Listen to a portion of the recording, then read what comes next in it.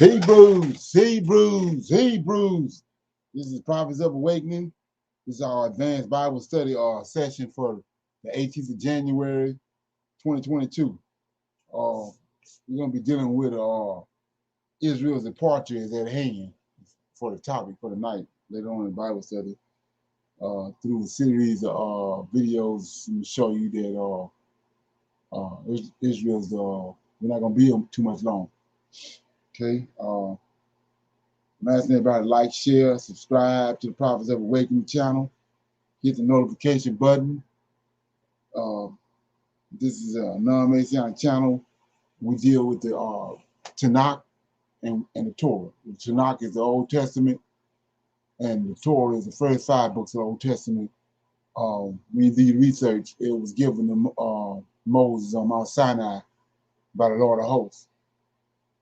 Bring him up to par from all that happened before the flood up till Israel met the Lord at Mount Sinai. So shalom and welcome everybody to Prophets of Awakening channel. We're going to do our moment of silence in regards to our saving our Redeemer and our deliverance from the land of our captivities. We'll do a prayer, our psalms, and then do a little current event. Okay?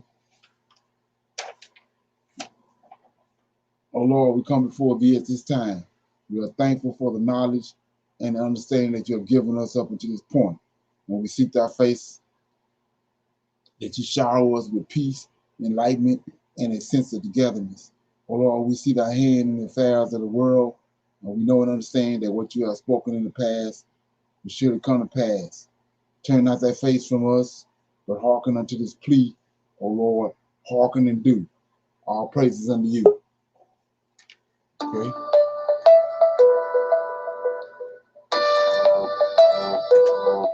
One minute.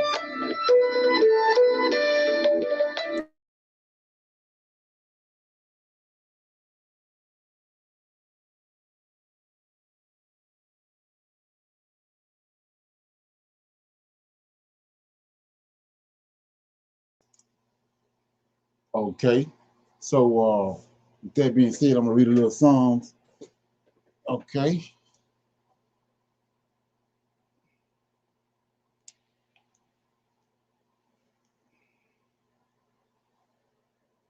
Okay.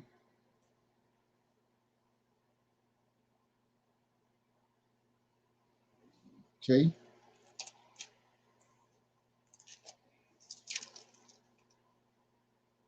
I'm reading Psalm 98:99. It says, God has been faithful.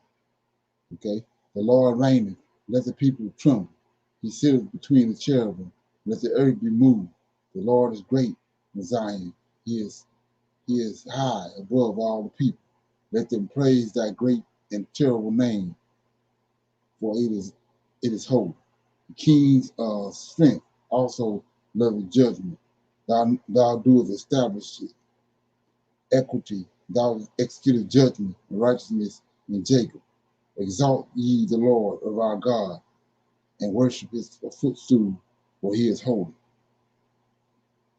Moses and Aaron among his priests, and Samuel among them that call upon his name.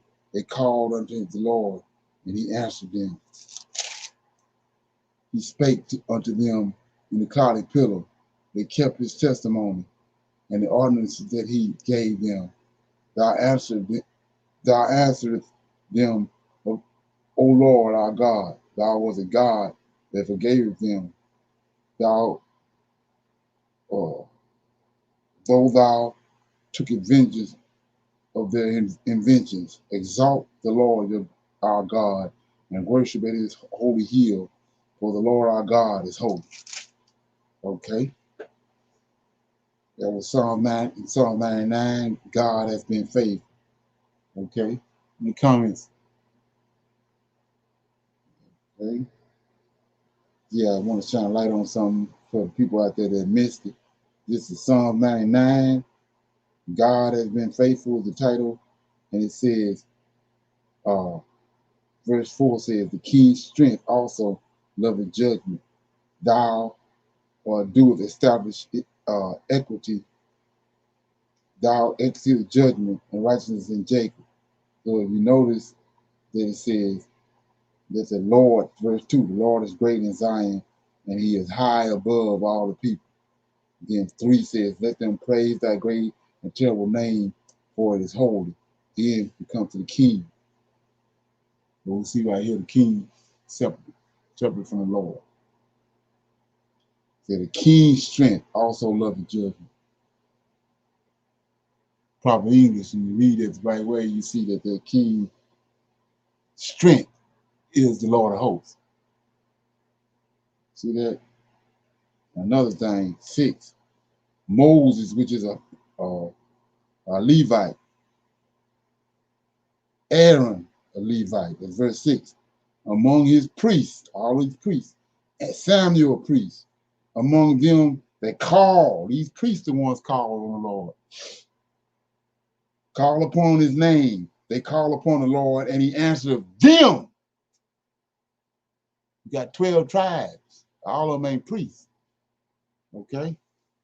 That's a big problem in Israel. Okay? You hear from? So with that being said, I want to go to the current events. Anybody got any current events? I just want to say yesterday, no, that was today, the 18th, Mississippi put out over 22,000 cases reported during Martin Luther King weekend in Mississippi. From Omicron? And 17 new deaths just over the weekend. Yeah, they say it didn't ties up. That Omicron to flip the script. Yes. Not that something? Okay. There's something to think about.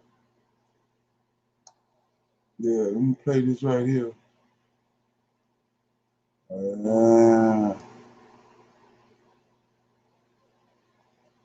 Okay. The talking heads on the mainstream media have been throwing around the term return to normal quite a lot these days, but industry experts are telling us that our current problems are likely to persist for a long time. When we really stop to think about it, is it truly possible for things to ever return to the way they were before the health crisis came along?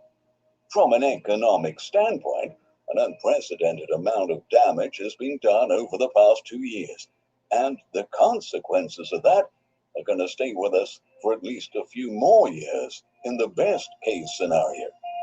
We actually have an endless list of major problems plaguing our supply chains, making thousands of critical operations a whole lot worse.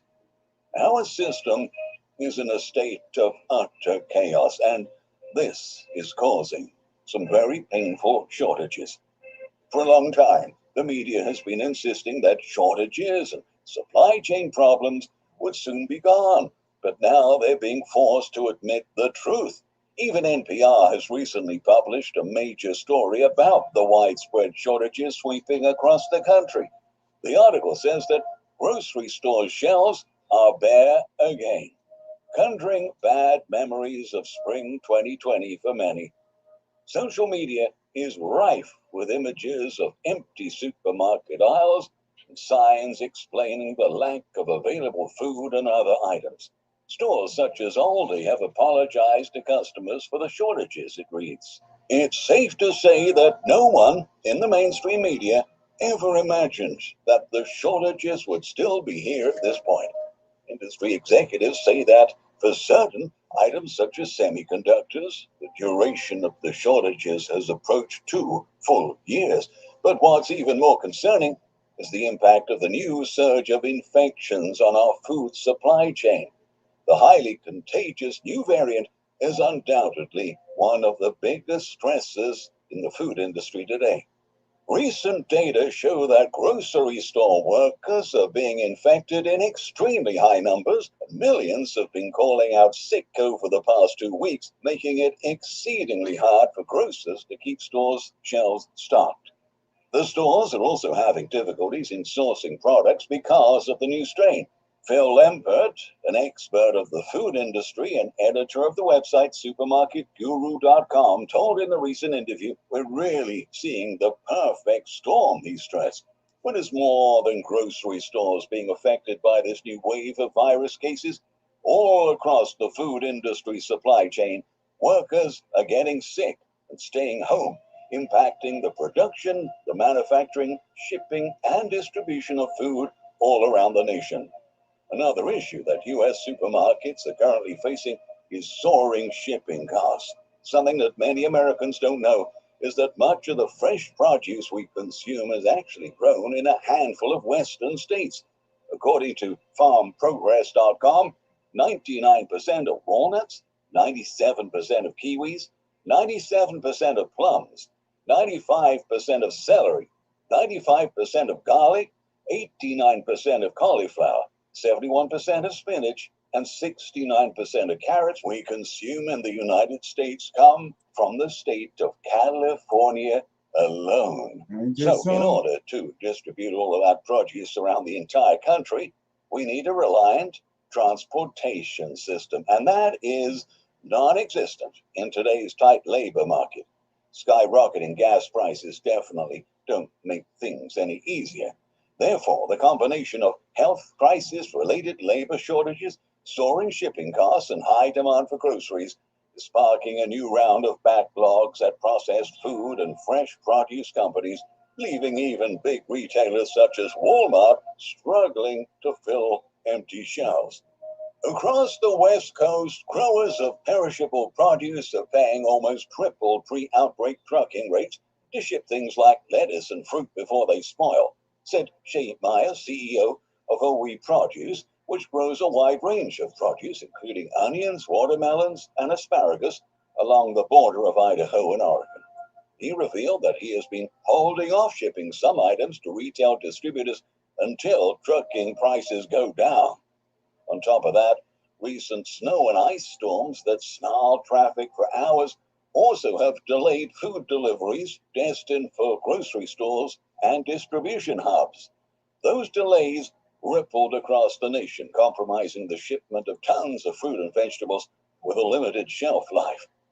Myers noted that transportation disruptions over the last 3 weeks were mainly caused by a lack of enough truck drivers and those highway blocking storms, which pushed freight costs of fruit and vegetable producers to a new record high.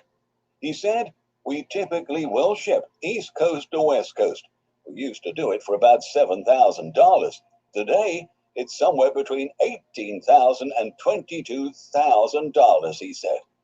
Unfortunately, the problems interrupting the industry's operations are not going to be cleared up anytime soon. One supermarket CEO is warning that supply chain disruptions will continue to be a major headache for his company for at least the next month. Conagra Brand CEO Sean Connolly highlighted in an investor call last week that supplies from its U.S. plants are going to be constrained for at least another 4 weeks due to virus-related absences. Okay, so you get the point. This thing with our with America's distribution system and all that, with along with the everything that the Lord of Hosts is bringing upon them as far as storms and the diseases and all that. It ain't looking good. So this video right here I just played, and all that the information that he dispersed, along with everything I'm gonna play from this point on, so I'm gonna make my case. And it goes back to the point where I made a statement last week about you lagging behind. If you still fumbling around with JC, you haven't wrapped it around your mind and did what you had to do with him as an idol, and you being an Israelite, you lagging behind. So you do with that what you want. But with these series of videos I'm showing you right here, we're gonna show you that we're gonna be out of here. The pressure is mounting. Most High said, he made the statement in Ezekiel 38 that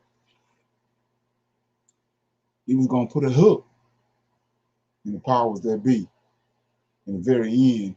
And that hook that he was going to use was the hook to bring them back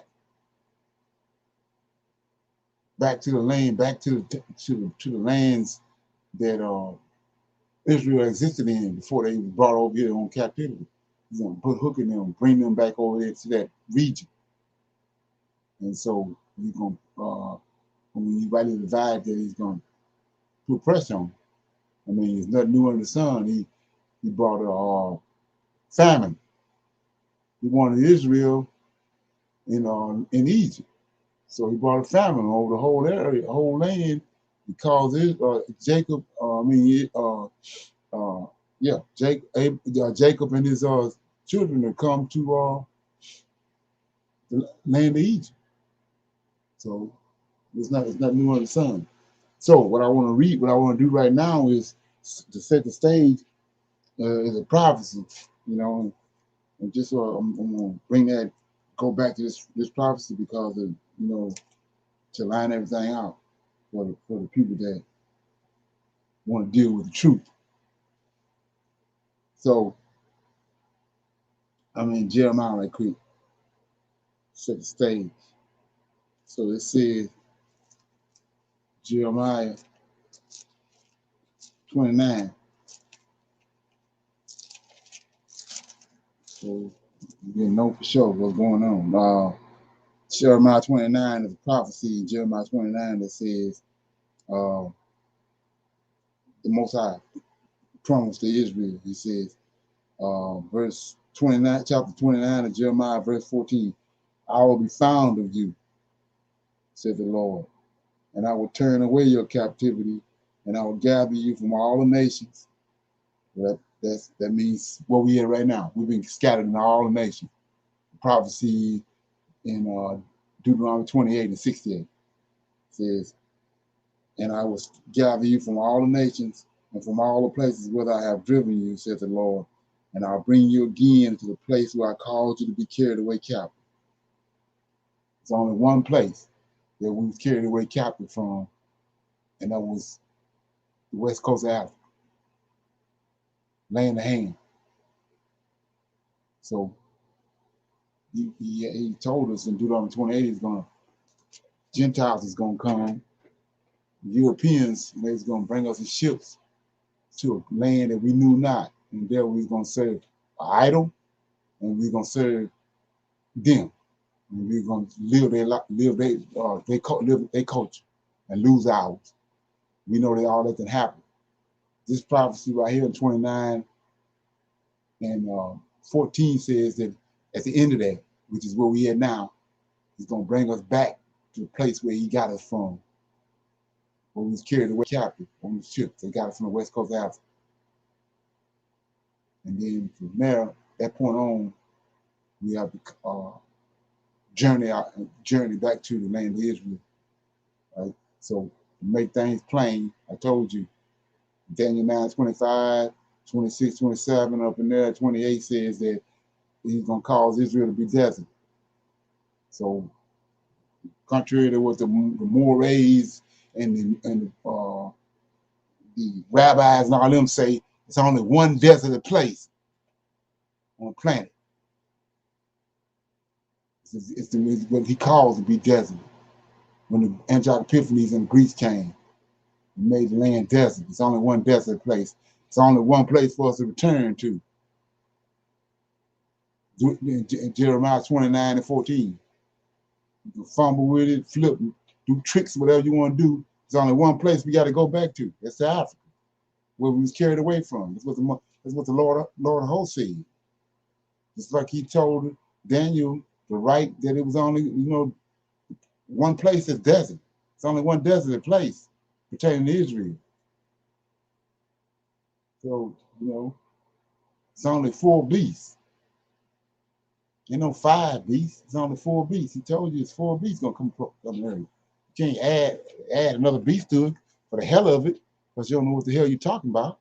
So anyway, let's go on in. So with that being said, I want to go to these 2 videos here it's pertaining to some events that, you know, a lot of people may not know nothing about, but it's pertaining to us returning. I told you, Jeremiah 29:14, back to the West Coast of Africa. So, I want to play this one first. And go in on it. Okay.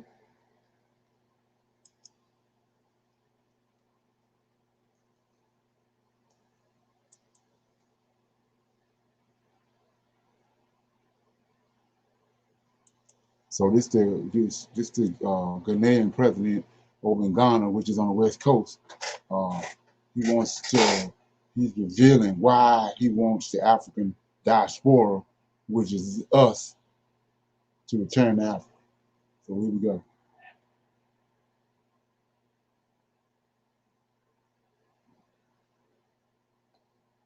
Gathered here should never forget the famous admonition of the iconic Jamaican reggae star Peter Tosh, when he said, and I quote, "Don't care where you come from. Gathered here. As long as you're a black man, you're an African."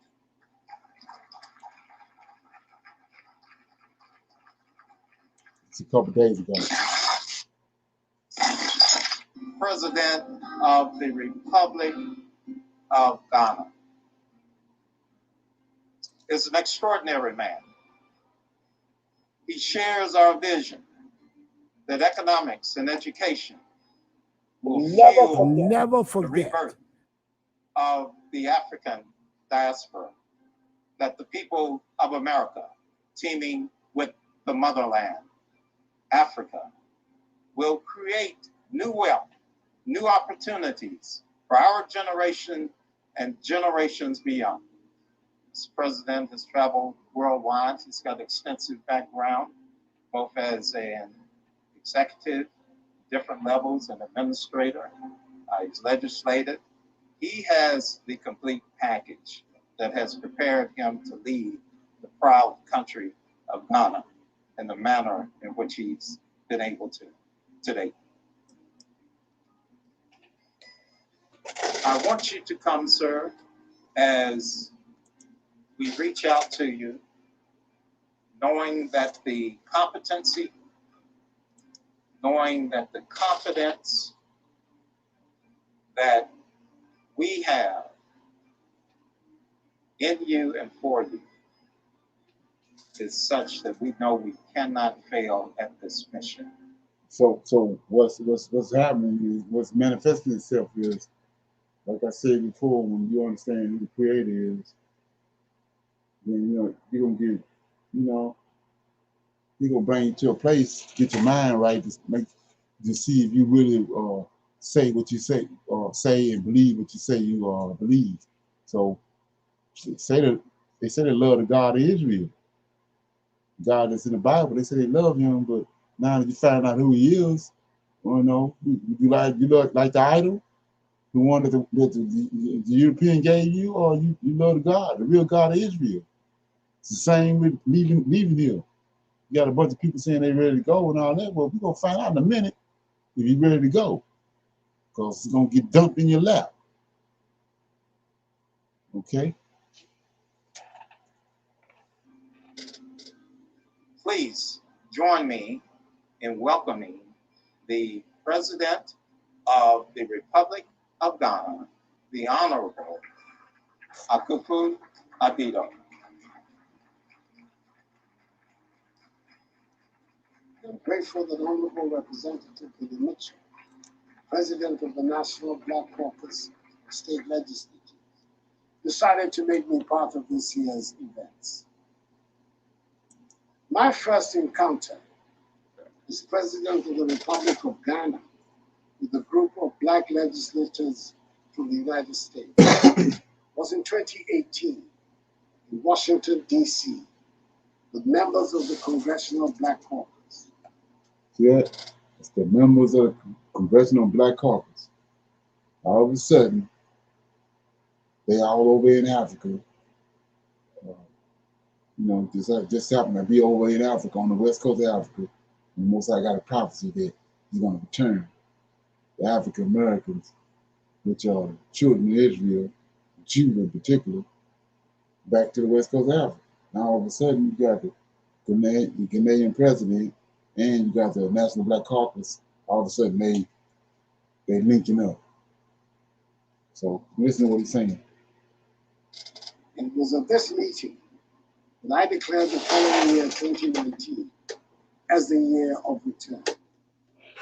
Subsequent to that meeting, Congresswoman Nancy Pelosi, Speaker of the U.S. House of Representatives, led in 2019 a powerful congressional delegation to Ghana, which included Congressman Jim Clyburn, House Majority Whip and now Chairperson of the House Select Committee on the Coronavirus Crisis, Congressman Gregory Meeks, now Chairperson of the House Foreign Affairs Committee, Congresswoman Karen Bass, now Chair of the House Foreign Affairs Subcommittee on Africa, Global Health, Global Human Rights, and International Organizations, and the late legendary Congressman John Lewis to join us in the year-long event. She was given the honor of addressing the Parliament of the Republic of Ghana. It was our hope that the year of return would be a joyful and learning experience all around for all of us on the African continent and our kith and kin from the diaspora, especially in affirming our determination that never again should the African people permit themselves to be subjected to such dehumanizing conditions.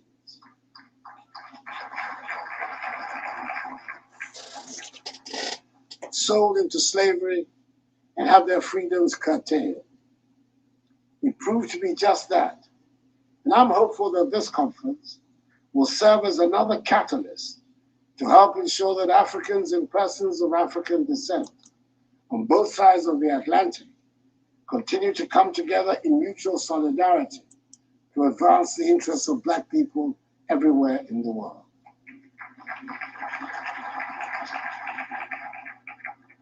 Ladies and gentlemen, in the 60 or so years since African countries attained independence, it is true that we have not always lived up to the early promise of our forebears. Political instability and poor management of our economies have meant that Africa has been described as a scar on the conscience of the world, to borrow the words of a one-time British Prime Minister.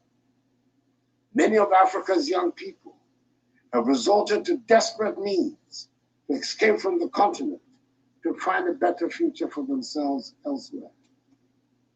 This has been exacerbated even further by the onset of the pandemic of COVID-19 and its ravages, which have affected every country on the planet. Yes, we in Africa have mercifully not witnessed the high infection rates in Asia. It brought some 750,000 members of the global family to Ghana in that year. Ghana's connection with the African diaspora predates our independence. During our struggle for independence, our leaders reached out to the African diaspora. Notable amongst them was Kwame Nkrumah, educated in the 1930s, the famous Black university, Lincoln University in Philadelphia, who was to become the first president of the free nation. Some very well-known diasporan Africans came to live in the newly independent Ghana. George Padmore, W.E.B. Du Bois, Maya Angelou, Bill. Yeah, so you see that a long time ago, all these people that so-called heroes and all that, they groomed them. They brought Kwame Nkrumah over there. He was educated in America, but he's European. I mean, we know, if you don't know the story on W.E. Du Bois, he ain't, they groomed him. They said the Most High already prophesied all this. And so they just started, this thing just started. We just not waking up. and starting to give these scriptures and catching on what's going on. But this ain't just, the Ghana ain't just pop up out the blue. They've been manufacturing this all of a sudden after, a while back. So, keep going. Yeah, a little more of this. Drive my point on it. Southern, to name but a few. In 1992, Ghana adopted the Pan-African Historical Theatre Festival, PANAFEST, as a cultural vehicle for bringing Africans on the continent in the diaspora together around issues of the arts and culture. To coincide with the 50th anniversary of the country's independence in 2007, and in commemoration of the 200th anniversary of the abolition of the North Atlantic slave trade, the Joseph Project was launched to provide an avenue for healing. North Atlantic slave trade, the Joseph Project. Come on. In cultural exchanges between Ghanaians and the African American community. Okay. We go to the next video. Any comments so far?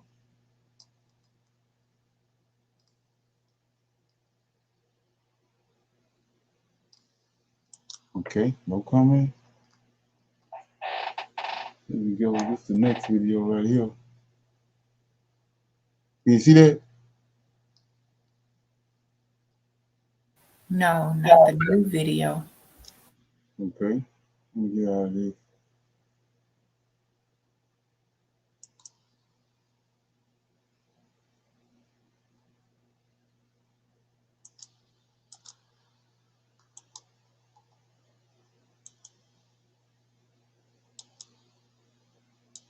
This here was just, I think, yesterday, right here. This video. Should be familiar with these people.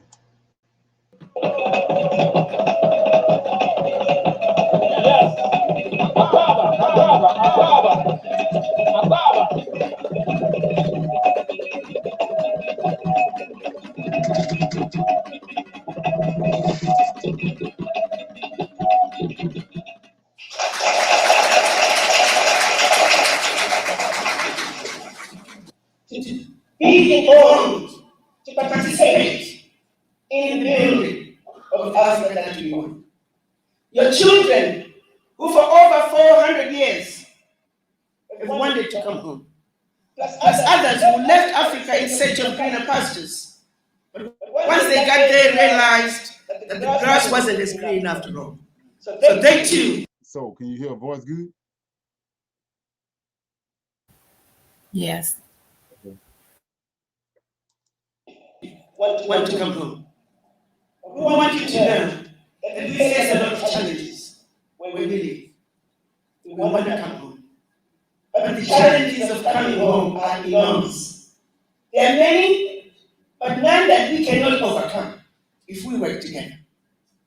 We sit and we watch Chinese prisoners being dumped into Africa, and in no time they're millionaires. There's something wrong with that picture. We sit and we watch foreigners from China, from Europe, from everywhere, driving the African development agenda. That is wrong. But the reason that they're getting away with it is because we are missing in action. And as African diaspora, we understand that. But many of us have tried to come home. We have faced so many hardships, so many roadblocks. So we decided, instead of going alone, people individually, small groups coming alone, we decided to organize Mr. President. So the roadblocks coming from America. America's trying to, that's gonna come a whole lot more clear in the next video I'm gonna show you. And like I said before, there ain't no more time. Time ran out. So but watch this. So America's throwing roadblocks because the Chinese want us over there, based on what they're doing. But America throwing roadblocks because they trying to cut the Chinese out. We're gonna watch it out, check it out. We have organized now. we decided fighting with one pinky finger is not good enough. That it's time we come together and fight with one fist. Because with a fist we can throw a sucker punch. And that's why we are here today. Fired up, ready to go. Because the building of the Africa we want, the building of a sustainable Africa is our responsibility and ours alone, and no one is going to take it away from us anymore. Because we are now united.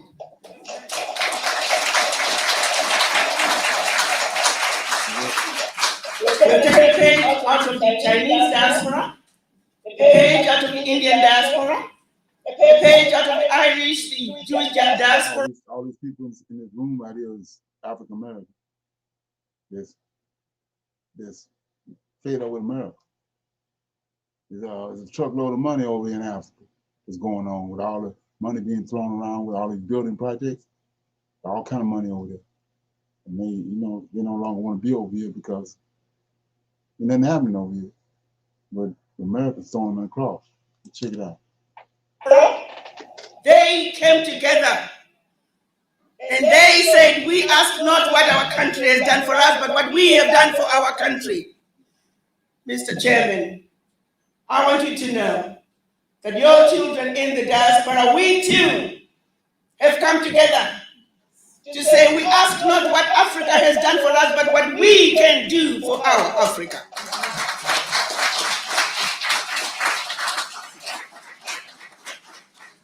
Ours is a simple mission, Mr. President. We just want you to open the doors and we'll do the rest. Ours is a simple ask. We're not asking for any financial support.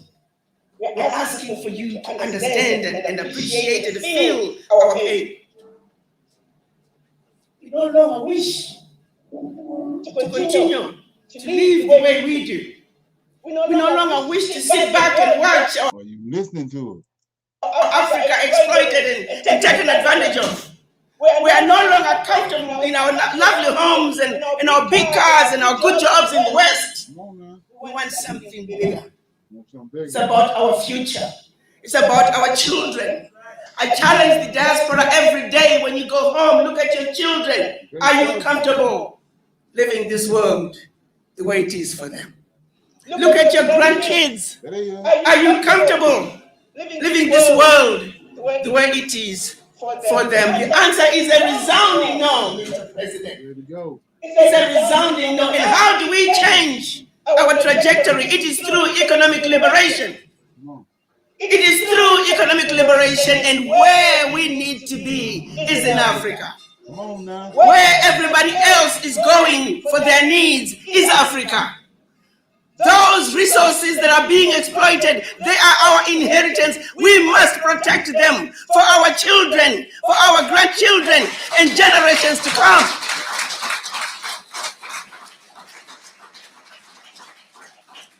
So as we come to you, Mr. Chairman, we want you to know, mentally, physically, we're ready. And I know, I have no doubt in my mind, working with your ministry, your department, your chamber, the sky is the limit.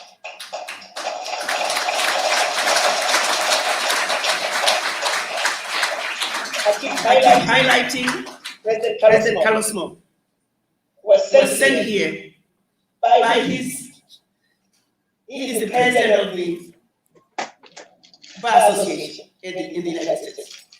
It's made up of 67,000 black lawyers. Check that out. Check this who are out. also yearning to come home. Lawyers who have done well for themselves. There's a team of them traveling 60,000 black lawyers. with him now. I addressed them in the United States. I told them about what we're getting ready to do and the journey home. They have sent him here to represent them, to see what is going on, come back and report to them. Mr. President, these are men of means. Men of means. I talk about $1 million diaspora with $1,000 is $1 billion. This man right here put out 1 request, and we can raise that 1 billion.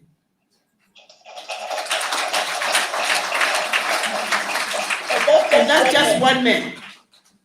There are many others. If the doors were opened, the right relationships were created, Mr. President, we can build the Africa we want without asking for a penny from anybody, because as African diaspora, we are not beggars. We don't beg. We have what it takes, Mr. President, to build our Africa. I can assure you of that. So we're here to simply ask you to open the doors, and we'll do the rest. Thank you for having us. And to my brothers and sisters who have traveled from all over the world, they're coming from the Caribbean, from South America, from Europe, and of course the majority are coming from the United States and Canada. I want you also to thank the Chamber for receiving us so warmly and sending an entire delegation to come and be with us today. I hate to be doing this because it's God sent you. She's sitting in for the president of Ghana. Listen to this conversation. Huge shoes. I'm just tipping at the edge of those shoes to present his speech today. He's unable to be here, and it is not one of those excuses that he has an equally important program somewhere and all of that. The president calls and he has to run. And so I have to be here to present his speech. I represent also the Ghana Export Promotion Authority, which I believe should have been a key partner in what is happening here. We have talked behind the scenes, and we have decided that going forward, we are going to be a strong supporter of this initiative.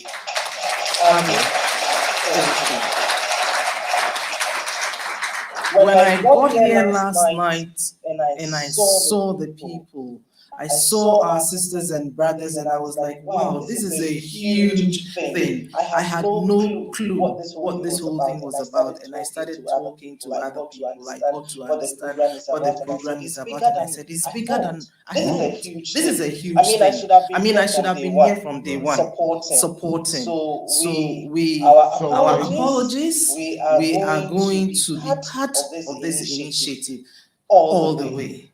And please keep us involved. So don't let me digress. I have been sent, and I'm going to give the keynote address by the Honorable Alan Kojo-Tremantin, the Minister for Trade and Industry. King Okatachi Professor Amenfi, the 8th of Asebu Kingdom. Soaring II, King of Ogua Traditional Area. Otumfo Amoasa Srigu IV, King of Chief Ohima. So what you're looking at right here is that if you've been paying attention, Ghana is pretty much the #1 country over there running everything. That's not a coincidence because of that's where we was taken from, that region. So we see right here the African diaspora, I mean the Israelites, they call them the African diaspora, but the Israelites. They're ready to go. They already got a bunch of them already lined up. And the Ghana administration already said that they 100% in. But the roadblocks is the Americans. But the Chinese, like I told you, need us. So we're gonna go into a little Q&A right here, right quick. Then we're gonna go into what I wanted to talk about with Israel's departure from Israel's departure is at hand. And these next 2 videos is gonna put the nails in the coffin. But before we do that, I'm gonna open it up for some Q&A. Anybody have any Q&A, anything they want to talk about or whatever? Anybody got anything, comments or whatever they want to bring up? I just want to make a comment on what Dr. Arikana said. The Chinese are coming, dropping off their criminals in Africa and getting rich. Right. That's the problem. It's something going on right there. But the problem is we've been misinformed on, like I said before, is that in the scripture? The scripture that it gave us? No. So we've been misinformed. Right. Right. That's what that is. Like I said before, the average, the average Christian and the average Israelite thinking they got time.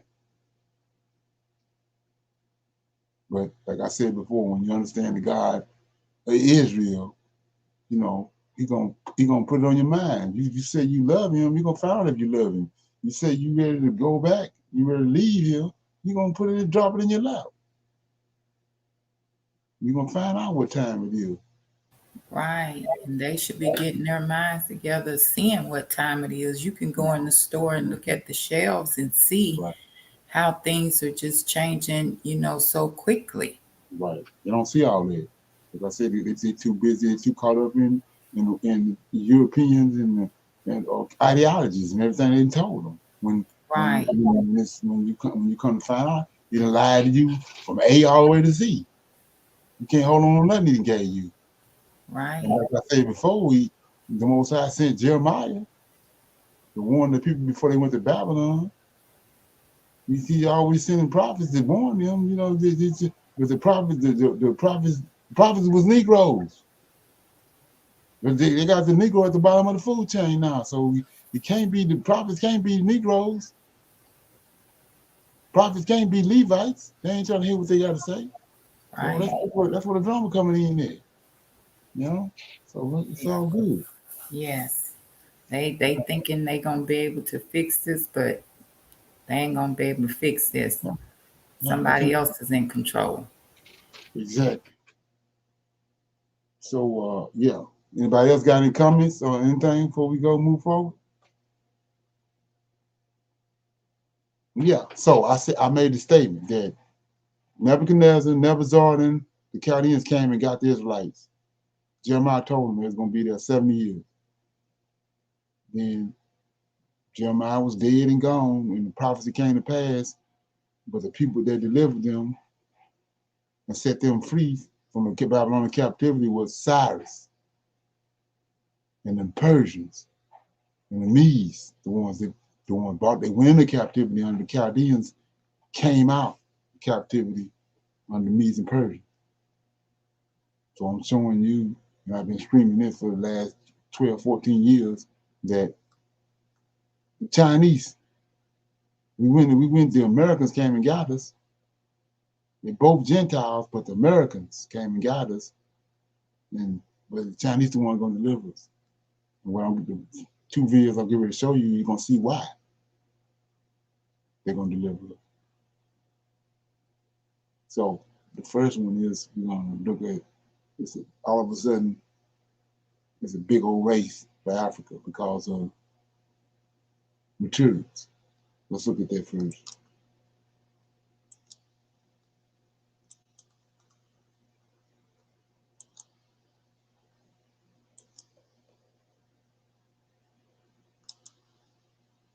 Okay. Here we go.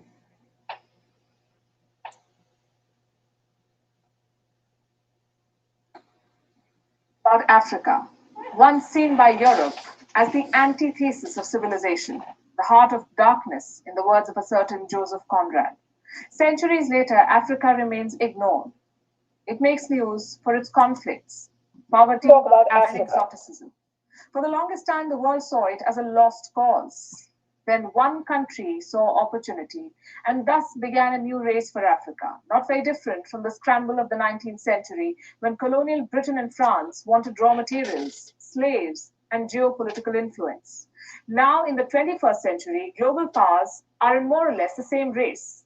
China, the United States, India, the European Union, Japan, Israel, Canada, all of these countries are in the race for Africa. And one country is emerging as the clear winner. Hello and welcome to Gravitas Plus. I'm Palki Sharma Upadhyay, and this is Africa, a continent of 54 sovereign states, 17% of the world's population, 9.6% of the global oil output, 90% of the world's platinum supply, 90% of the world's cobalt supply, half of the world's gold supply, 2/3 of the world's manganese, 35% of the world's uranium, 75% of the world's coltan, and 54 votes in the United Nations General Assembly. This is what makes Africa so attractive and makes the continent. Yeah, so we read over and over again, the Most High already told us, the Lord of hosts said he's going to put hooks in the nation and bring them back over there to that region. He's going to put hooks in them. We just saw the hooks. Africa the hook. They greedy.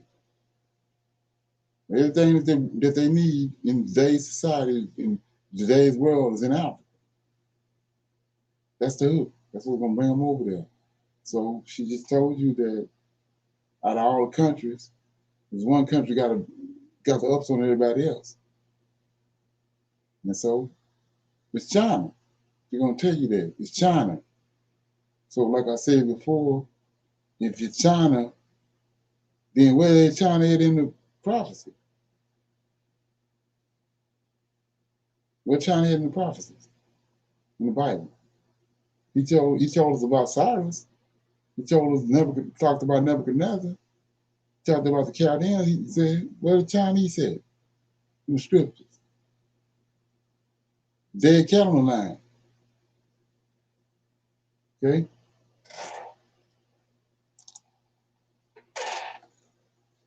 A battleground for global powers. There are numerous fronts: investment and infrastructure, military power, diplomacy, soft power, trade, geopolitics. Every country has its own interest in Africa. In 2016, Israel began its scramble for the continent.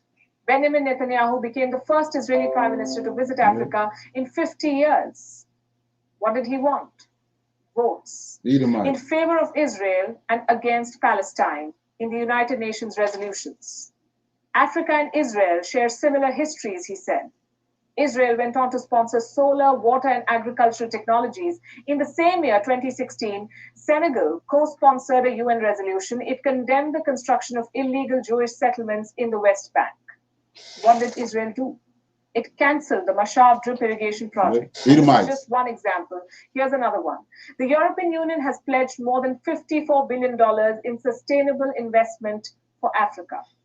What does the EU want? Access to the African market of 1.3 billion people. Hooks. Brussels has negotiated free trade agreements with at least 40 African countries. But does this ensure a balanced two-way trade? It doesn't. And no country has a bigger interest in Africa than China. There we go. China is funding 1 in 5 infrastructure projects in Africa. It is building every third one. Africa has an infrastructure deficit, and China has a signed checkbook. Starting 2005, China has invested at least $2 trillion in Africa. It built 6,200 kilometers of railways, including the continent's longest railway line connecting Ethiopia and Djibouti. Beijing has also built the African Union headquarters in Addis Ababa. What does China get in return? A lot.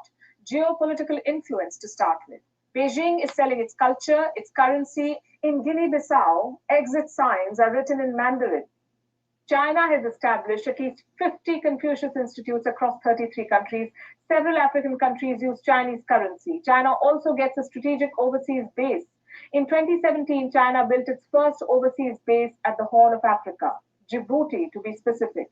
Djibouti connects the Mediterranean Sea to the Indian Ocean via the Suez Canal. The base has a capacity to accommodate 10,000 troops. China also gets a market to dump its goods. China is Africa's largest trading partner. Chinese trade has increased 40-fold in the last 2 decades. At least 10,000 Chinese firms operate in Africa. This is according to a McKinsey study. Africa has resources and China has access. Did you know that 1/3 of China's investments in Africa are in the mining sector? And finally, it gets to debt trap Africa. But here's the thing. China is not the only country investing in this continent. It's not even the biggest. The United States is Africa's largest investor. It accounts for $54 billion of FDI stock. There are 600. So you see what's going on right there. You got China and America investing in Africa and the Americans are the one, like I said. If African Americans go over there, it's going to flip. It's going to flip the power structures in China favor. So America got roadblocks up, like the woman just said. It got roadblocks up. It's nothing in the way of us leaving here. We ready to go, but they got roadblocks up and they trying to time it. It's a war going on between these two people. But if that's the hook, the Most High said he gonna put in there. So now let's go to the next video. This right here was the Race for Africa, in case you want to watch. It's Gravitas plus the Race for Africa. Now we're gonna go to this last video and then we're gonna talk about it and close out. Let's do it. This the nail in the coffin right here.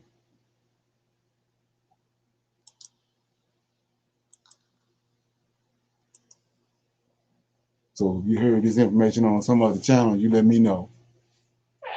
Okay.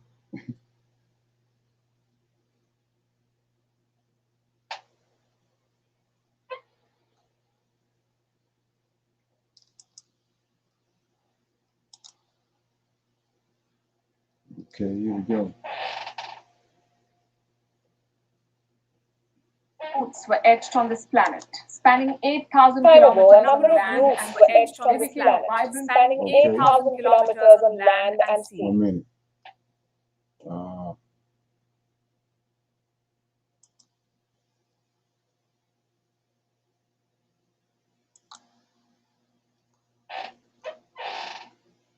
Pathway for trade, for sharing goods, people, ideas, and cultures. It was called the Silk Road. In 2013, one man decided to revive it. He called it the Belt and Road Initiative. He saw it as his road to riches and legacy. He roved in several countries. Together, they account for 40% of the global GDP, 65% of the world's population, and 75% of the known energy reserves. They launched multiple projects, a highway in Pakistan, a new seaport in Sri Lanka. Right. So here we go right here. It's the Road and Dirt Initiative right here that China been set up over there. That's where all the money is. And China is in a bind with this because of what America doing, right? When you understand what's going on, it's between these two powers, the Israelites. It's over here. It's been scattered. Over here, they need them over there. China need them over there, but America trying to stop it, prevent it from going over there because it's gonna swing it thing in their power. So now the shipping problems they having is going on. What do you think behind that? China. Because they got all this set up. They want to relocate the flow of the money through these ports that they got. And they cause the turmoil in the previous system that's in place right now. They causing turmoil in. They're trying to collapse it. To bring it over here. When they get to get it all going, they need Africa. They need the Israelites back in Africa. That's what it's all about. We at the precipice of all this. Right on top of it. Any day you're gonna wake up any day and we're gonna be out there. You're gonna have a green light. Then you're gonna find out who's who. Okay? So let's keep playing.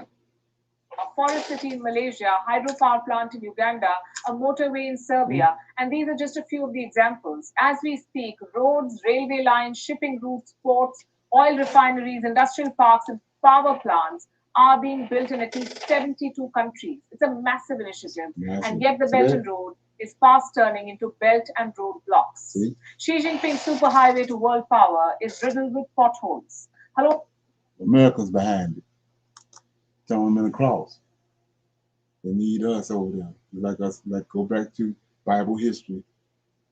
That's why Nebuchadnezzar came and got us. He came and got the choice carpenters, the smiths, and all them, and took them to Babylon to help them build up Babylon. Ain't nothing new under the sun. That's what it's all about.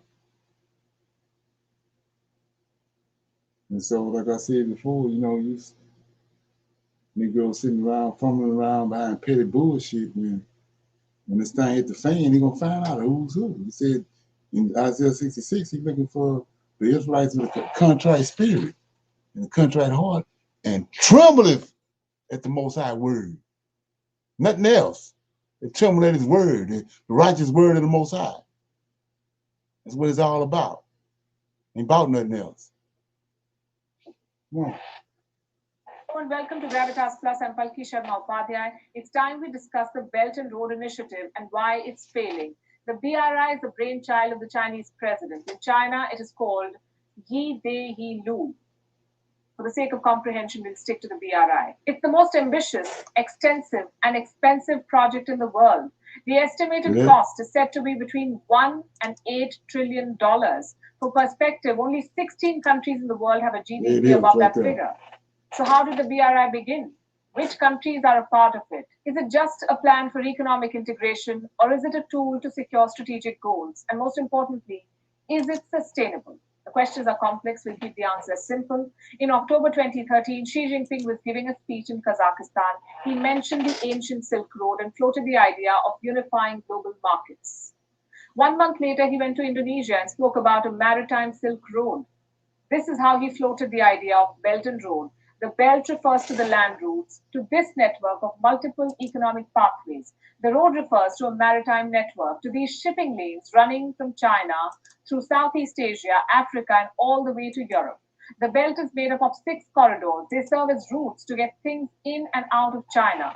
One of them runs from Jilin to St. Petersburg in Russia. The second from Shandong to Denmark. The third from Kazakhstan to Turkey. The fourth from Hainan to Malaysia. The fifth from Guangdong to Bangladesh, and the 6th corridor runs from Xinjiang straight through the buckle of this economic belt. This is the world's first reusable cotton swab. So you get your local pastor or your rabbi or whoever, you get them to bring it, to break this down for you. You know? Okay? That's what I want to see.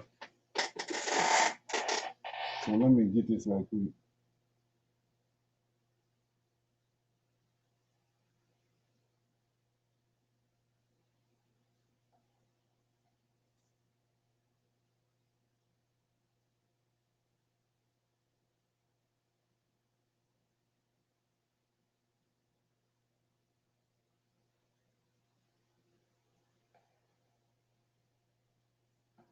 Project of BRI. This is the CPEC, the China-Pakistan Economic Corridor. It's where the economic belt meets the maritime road. It's a win-win deal for So like I said before, what he said in the New Testament? What he said JC talked about? Where is it? Beijing. This corridor means a strategic outlet to the Arabian Sea, a new alternative route for oil and gas through West Asia. For Islamabad, it means money and development. Pakistan, as you know, is not a popular choice for investments. China is exploiting this. It is building a vast network of highways, railways, and hydropower stations in Pakistan. The total cost of these projects is estimated to be $62 billion. That's nearly 1/4 of Pakistan's total GDP. But who is funding? So let me lay this out for the people that's out there in the YouTube world. So Israelites finna leave here, whether you believe it or not. So do prophecy stop? We still got to deal with the Chinese. You look on the screen. Look at all this they got going on. So all that's going to just stop and dissipate once we leave here. So the narrative you've been given, and Pastor Pope chopping all them people and his uncle and his granddaddy for him, 5 or 6 generations of pastors, they know what the hell they was talking about. Point blank. So now we sitting here eyes wide open looking at prophecy. First hand events, looking dead at them right here, real time. And that's this stuff right here that's manifesting on the planet it was hidden from us. It's manifesting itself right now. So, like I said before, you tie that into the equation when you trying to or add up end time events. Okay. These projects, they're being financed by heavily subsidized loans. Who gives these loans? Chinese banks. Who gets these loans? The government of Pakistan. Last we checked, these loans were worth $5.8 billion. They accounted for 5.3% of Pakistan's total foreign debt, had an interest rate of 2%, and a repayment period of 20 to 25 years. What happens if Pakistan fails to pay these loans on time? It will have to lease out the projects or ports to China, meaning China will control the projects. And this is where things get murky. You see, the BRI is not a gift. It is a debt trap, a means to lure developing nations into borrowing more than they can afford. Once they are buried under this debt, you enslave. See that this BRI is this very system you're looking at on the screen, the Road and Belt Initiative. She just told you that the Chinese is using this Road and Belt Initiative and all the money they're throwing around to lure. Ain't that what the Most High said? You're gonna put hooks in them and bring them there? That's what it just told you. All this money that China's throwing around that China got is to lure them until make an agreement with them, knowing they can't make the payment. You think that's a coincidence that you're looking at the Road and Belt Initiative and where it's at? It's over in the areas of our forefathers, where they was at, before they was brought over here. Ghana is over in that area. All the prophecies that the average Israelite don't know a damn thing about, all the prophecies right over in the same region. JC ain't said nothing about it. Paul, Matthew, Mark, Luke, and John ain't said shit about it. Come on. Save them by seizing strategic assets as collateral. It's already happening around the world. The Gwadar port in Pakistan has been leased to China for 40 years. The Obok military base in Djibouti has been leased for 10 years. Tajikistan had to cede more than 1,000 square kilometers of land for a petty loan. Laos had to let go of its entire national electric grid to a Chinese company. The Hambantota port in Sri Lanka has been leased to China for a period of 99 years. Same with the Malacca Gateway in Malaysia, in Chinese control for 99 years. That's the same amount of time, by the way, that the British leased Hong Kong for in 1898. Almost every BRI member nation is saddled with predatory Chinese loans. I have a report with me. It is by the Center for Global Development. It says 23 BRI member nations are at risk of significant debt distress. And out of them, 8 countries are at heavy risk. They can end up. This is why we're going to all of a sudden get the green light. All these nations that's tied to this BRI and they're tied to China and what they got going on, it's a debt, it's stress. This whole thing stressed out. The only thing that's going to free it up is they need to free up Africa. And the only way to free it up is to bring us over there. And we just saw the videos where they already came together. The Ghana came together with the African diaspora at ADDI. They already all came together. It's the Chinese. America played out. Chinese, the emerging power that's on the planet need Israelites just like all the rest of them needed Israelites. So they got to get us out of here.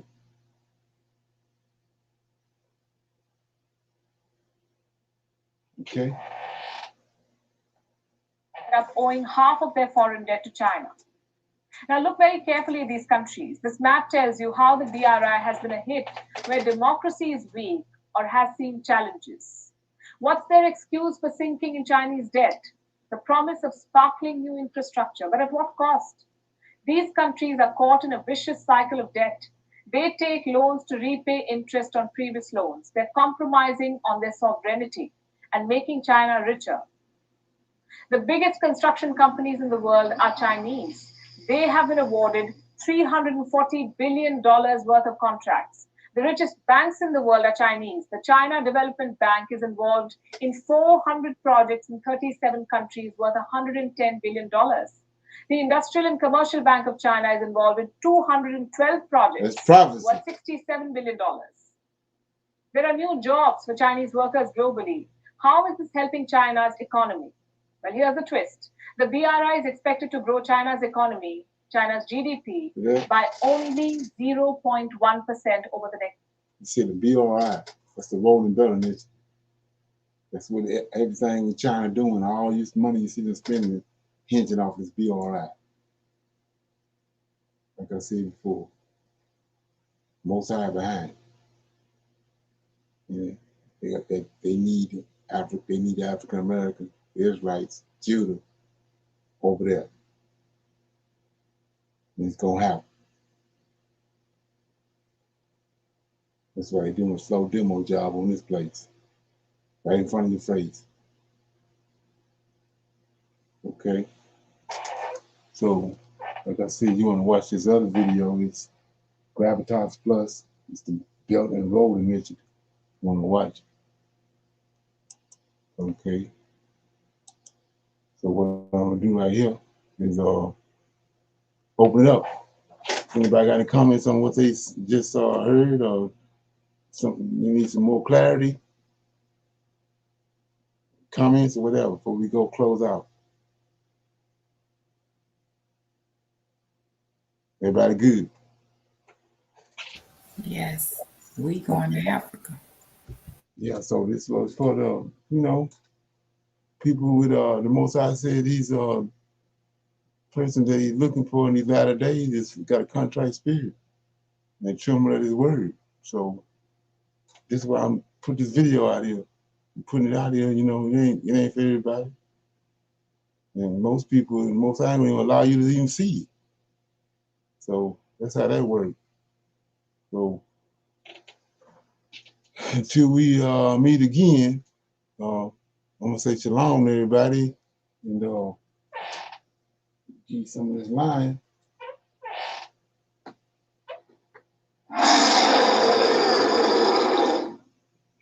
Yeah, we got another discussion tomorrow at 7 o'clock on Prophets of Awakening. So ask Brother Leonard. So I'm gonna say shalom to everybody. I'll see y'all tomorrow. Shalom.